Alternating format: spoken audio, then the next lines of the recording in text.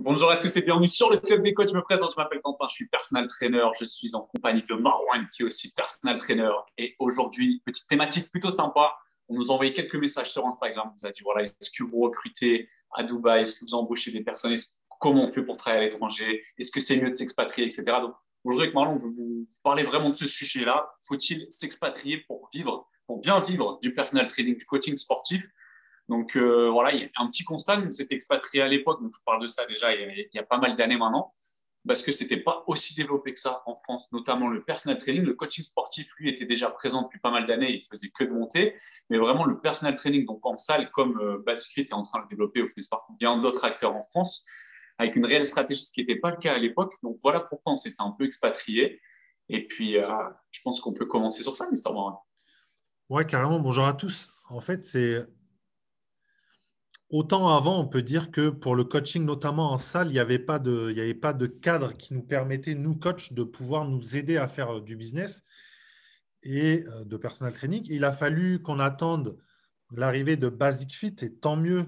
Euh, on parle de Basic Fit, il y en a d'autres qui le font, mais on aperçoit que c'est vraiment Basic Fit là, qui impulse le personal training dans les clubs en France. Et donc, il a fallu attendre que cet acteur du fitness se lance pleinement, mette les pieds dans le plat sur le secteur du personal training pour que ça décolle.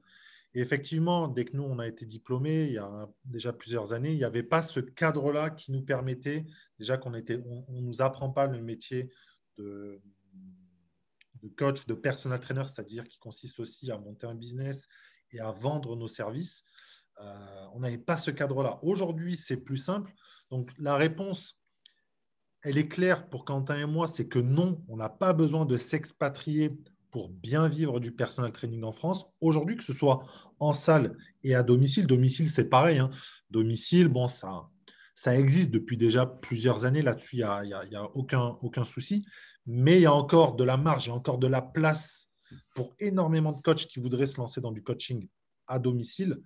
Donc la réponse, elle est évidente, elle est non, mais vous nous connaissez, on va quand même apporter de la nuance. Et Quentin va nous expliquer, on va faire une sorte d'avantage inconvénient entre bosser en France et bosser à l'étranger.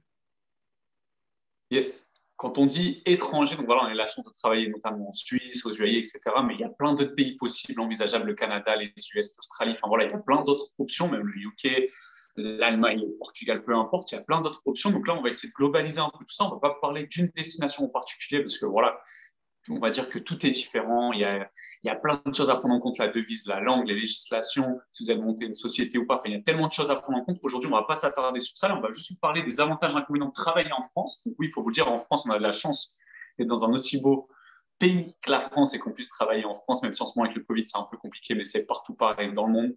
Donc, avantage, on parle le français, c'est un avantage. Alors là, je vois déjà sourire, mais honnêtement, si demain vous travaillez aux États-Unis, etc., est-ce que vous êtes capable d'aligner, est-ce que vous alignez pour vendre, pour entraîner votre technique en anglais? Est-ce que là, maintenant, vous êtes capable? Je ne pense pas. Beaucoup d'entre vous ne le sont pas, beaucoup d'entre vous le sont, mais je peux vous dire que c'est une vraie galère. Et quand nous, on a commencé avec Marwan au début, quand on vous dit un truc tout bête, hein, le nom d'un muscle en anglais, vous êtes là, on vous regarde, on vous dit hamstring, vous regardez comme ça, pourquoi il m'a dit hamstring? Qu'est-ce que c'est? Qu'est-ce qu'il me raconte? Je suis là, déjà, je ne sais pas parler bien anglais, je ne sais pas vendre, je ne connais pas le mot, les muscles, etc. Donc, c'est vraiment une grosse compliqué. C'est vraiment compliqué. Donc, c'est vraiment top de pouvoir parler français en France. Pareil, au niveau des diplômes, on a la chance d'avoir des diplômes en France qui sont qualitatifs au niveau technique. On va pas revenir sur le commercial, vous connaissez notre point de vue sur ça. C'est vraiment bien régulé en France. C'est bien régulé par l'État. Hein. Le secteur est régulé. Hein. OK, parfois, il y a quelques coachings sauvages, etc. Mais je peux vous dire, allez voir ailleurs comment ça se passe. Et je peux vous dire qu'en France, il y a quand même pas mal de contrôles et il y a quand même pas mal de choses qui sont mises en place. Donc, ça, c'est un gros plus. L'environnement, bien sûr, peut-être que vous êtes né, vous avez fait vos études, comment ça traite dans la ville, vous êtes né, donc vous êtes dans une zone de confort. Vous connaissez un peu tout le monde, les grands acteurs de votre ville, de votre endroit, région, peu importe. Donc ça, c'est vraiment un très gros plus, car si demain, vous partez à l'étranger, ben voilà, je peux vous dire, la zone de confort, on l'oublie. On vous évoquera après, un peu plus tard, tous les points négatifs.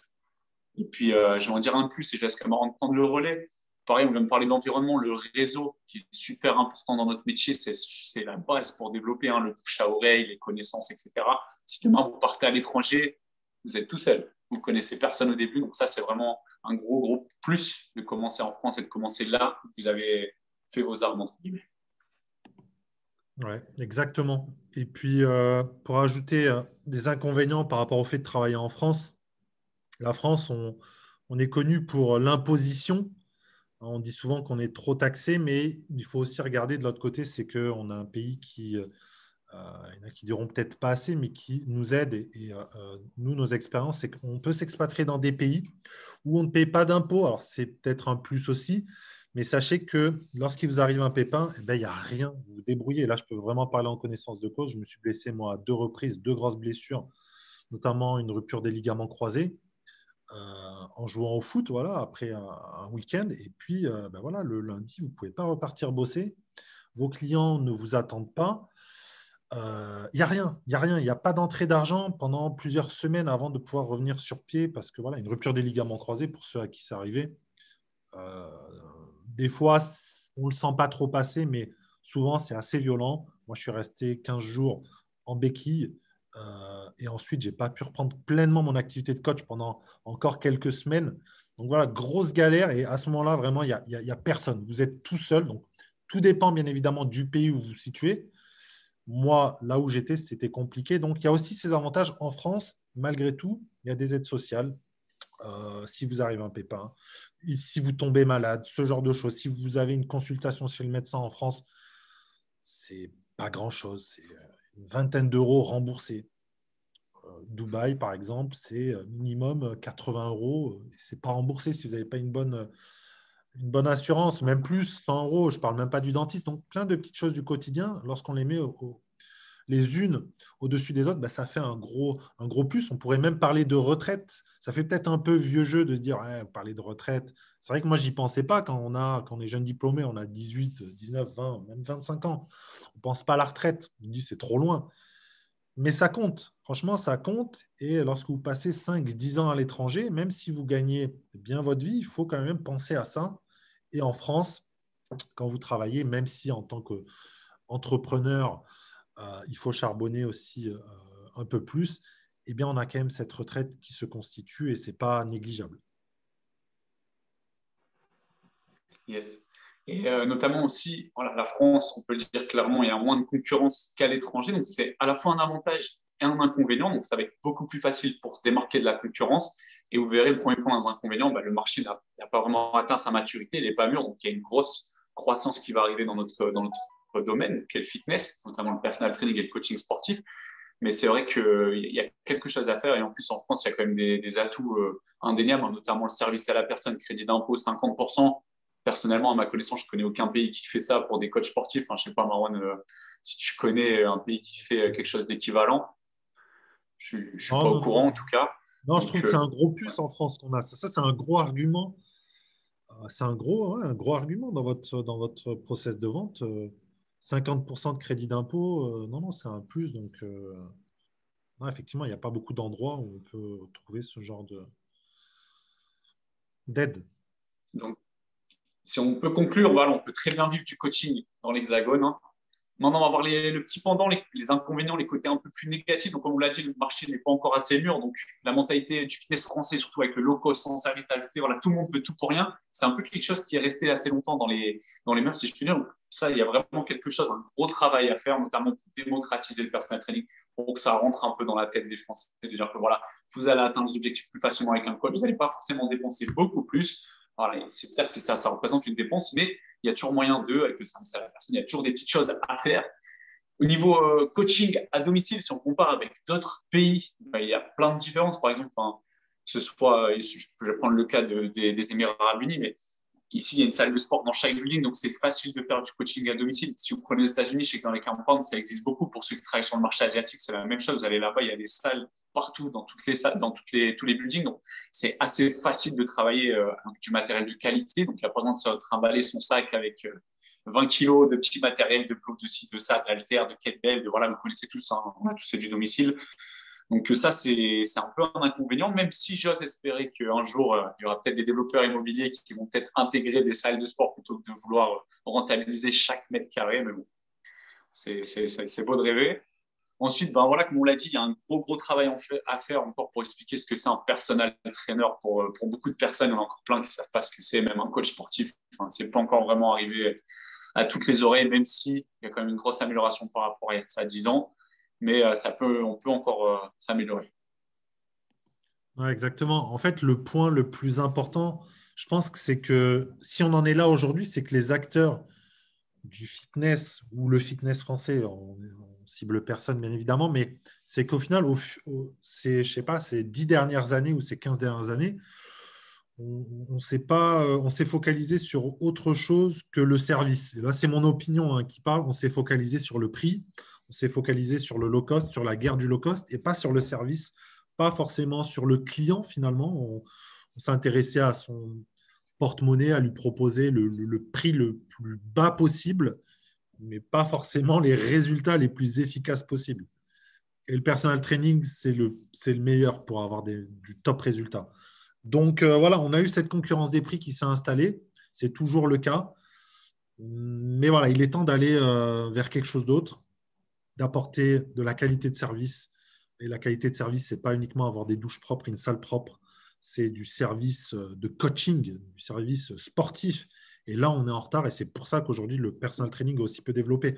Alors, c'est un inconvénient aujourd'hui, mais c'est aussi un avantage finalement. Donc, c'est à ceux qui sauront saisir les opportunités. Là, il y a vraiment un train qui est en marche. Donc, ceux qui le sentent, ceux qui sont prêts à se lever, à se relever les manches et à monter dans le train, bah, c'est le moment d'y filer parce que le marché est encore, voilà, il n'est pas mature, il n'y a pas de grosse concurrence.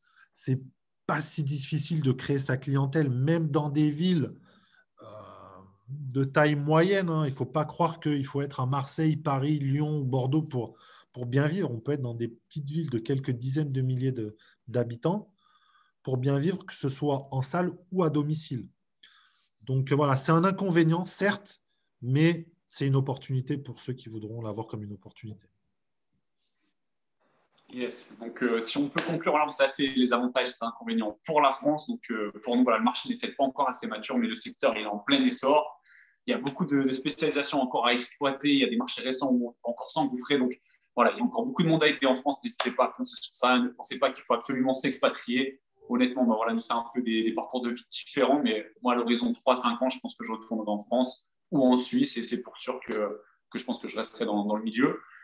Et on va attaquer la partie numéro 2. Donc, les avantages et les inconvénients de travail à l'étranger. Donc, voilà, on vous a parlé de la France, on va vous parler un peu de notre expérience parce qu'on a travaillé aussi à l'étranger.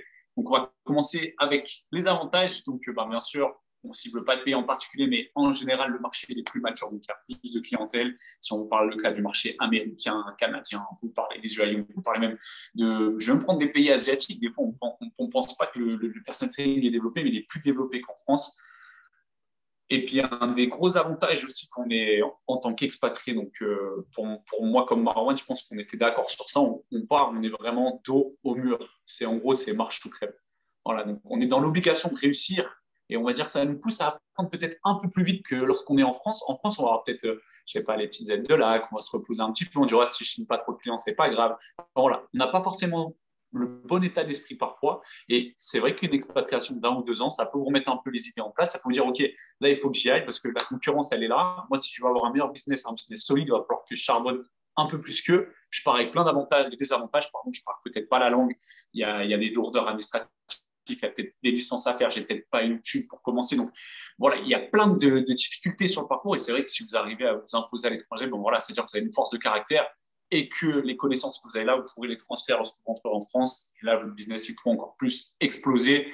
Les infrastructures, on les avait vues juste avant Marwan, on va peut-être pas forcément insister. Voilà, elles peuvent être meilleures, comme on vous l'a dit. La fiscalité, Marwan, je te laisse développer sur ça. Non, mais la fiscalité aussi, c'est vrai que honnêtement, on ne peut pas dire que ce n'est pas un avantage, euh, surtout en parlant des Émirats, de Dubaï, où on sait que voilà, la fiscalité, c'est simple, c'est 0% d'impôt sur les sociétés, sur le revenu. Donc, c'est indéniablement un avantage. Quand on sait qu'en France, voilà, il y a des impôts qui peuvent être lourds. Donc là-dessus, voilà, c'est un plus. Nous, on l'a mis dans la catégorie des plus. Il n'y a pas à passer par quatre chemins. Mais voilà, il faut toujours regarder la contrepartie. Il n'y a pas d'impôt, certes, mais vous cotisez à rien.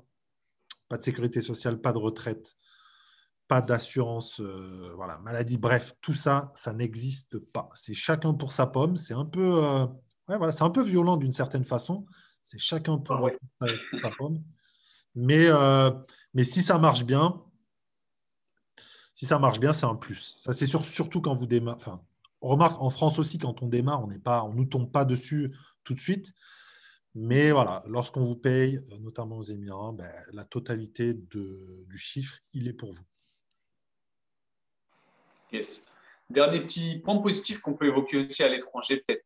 Voilà, ce n'est pas tout le temps le cas, mais ça peut être le cas. L'ouverture d'esprit, melting pot, le mélange culturel. Voilà. Même si en France, il y a déjà un très fort mélange culturel, mais ça peut un peu ouvrir l'esprit sur l'entrepreneuriat, sur plein de choses. Si quelqu'un a toujours été un peu dans son mindset salarié, bon, c'est vrai que parfois, ça peut mettre un petit coup de pied au derrière, si je peux dire, d'aller aux États-Unis, de voir un peu comment ils fonctionnent, d'aller peut-être même pas loin forcément, même en Angleterre, ou voir un peu les choses différemment, pas avoir tout le temps cette vision parfois un peu salariale, si je puis dire. La fiscalité, on vous l'a dit, mais parfois elle peut être aussi moins avantageuse. Hein. Voilà, on vous a parlé des UAI, mais vous allez aller en Suisse, ça va être quasiment la même chose qu'en France, à très peu de choses près. Donc voilà, pas tout le temps, parfois plus avantageuse, parfois la même qu'en France. Au niveau des inconvénients, donc voilà, s'expatrier, on l'a dit, ça peut être beau pour toutes les raisons qu'on vient d'évoquer. Mais plus gros inconvénient pour toi, Marwan, quand tu t'expatries, le tout premier qui te vient tout de suite à l'esprit. Ouais, c'est pas forcément un inconvénient, c'est un frein, mais ça reste la langue. Ça, c'est sûr. Quentin, tu en as parlé tout à l'heure sur les parties techniques. Quand tu arrives et que en tant que professionnel, il faut savoir tout maîtriser, notamment le langage, voilà, le vocabulaire de notre secteur, donc anatomique, tout ça, bref. Et c'est sûr que lorsque vous êtes avec votre client ou même un prospect, que vous n'arrivez pas à sortir les mots, vous les avez en français, vous ne les avez pas en anglais, ben voilà, niveau image, niveau autorité, etc., ben forcément, ça dégrade un peu, mais c'est des choses, bien évidemment, qui s'apprennent. Ça met un petit peu de temps, mais ensuite ça rentre dans l'ordre. Donc, il y a, je dirais, la langue, mais un gros inconvénient, mais là aussi, c'est un inconvénient, on peut en faire une force aussi, et notamment, j'en reviens à Dubaï parce que c'est la vérité, et là, je parle vraiment aux coachs qui disent qu'il faut aller là-bas pour bien, c'est ultra concurrentiel. C'est pas concurrentiel, c'est ultra concurrentiel. Il y a des coachs, il y a des PT partout. Et je l'ai dit plein de fois dans d'autres vidéos. J'ai même des collègues qui ne sont pas, qui vont vendre des jeans ou voilà, qui font un autre métier et qui ensuite font du PT le week-end ou après la journée de travail. Donc, il y a vraiment une grosse concurrence. Donc, il faut faire de gros efforts pour vous démarquer. Voilà, il faut même parfois investir, que ce soit dans les réseaux sociaux, dans de la publicité, chose que vous n'avez pas forcément à faire en France aujourd'hui parce que voilà, il n'y a pas encore énormément de monde. Donc ça, c'est un gros inconvénient, mais ça vous permet aussi de vous élever et de monter votre niveau à vous. Et c'est pour ça que d'une certaine façon, quand tu pars à l'étranger, parfois tu reviens en France meilleur, plus fort. Et donc, ça peut te sembler plus facile. Et inversement, je ne dis pas qu'en France, on n'est pas bon. Au contraire, on a un secteur du fitness très dynamique. On est au top sur plein de choses. Mais c'est bien en fait d'aller finalement à l'étranger pour comparer et dire, bah, tiens, sur ce truc-là, j'avais vu ça qui est pas mal. Ou inversement, lorsque vous êtes français, honnêtement, les techniciens, nous, Français, on est les meilleurs techniciens, ça c'est sûr. J'ai vu des coachs US, euh, britanniques, et les formations locales, par exemple, il n'y a pas photo. Il n'y a pas photo. La qualité du BPGEP sur le plan technique, elle est très bien. Donc, voilà, il y a la même chose. C'est que dès que nous, on arrive là-bas en tant que Français, on voit des choses qui vont pas. On se dit, bah, tiens, ouais, ça, c'est bon, je peux faire ça et vous démarquer de la concurrence. Donc, voilà, j'arrête là-dessus sur le point de la concurrence. Yes. Ensuite, bien sûr, gros point négatif, un gros inconvénient, législation, la paperasse différente. Voilà, il faut monter une société, ça peut prendre de l'argent, du temps, il faut peut-être des avocats, il faut ci, il faut ça. Ça peut être compliqué en fonction de l'endroit où vous êtes.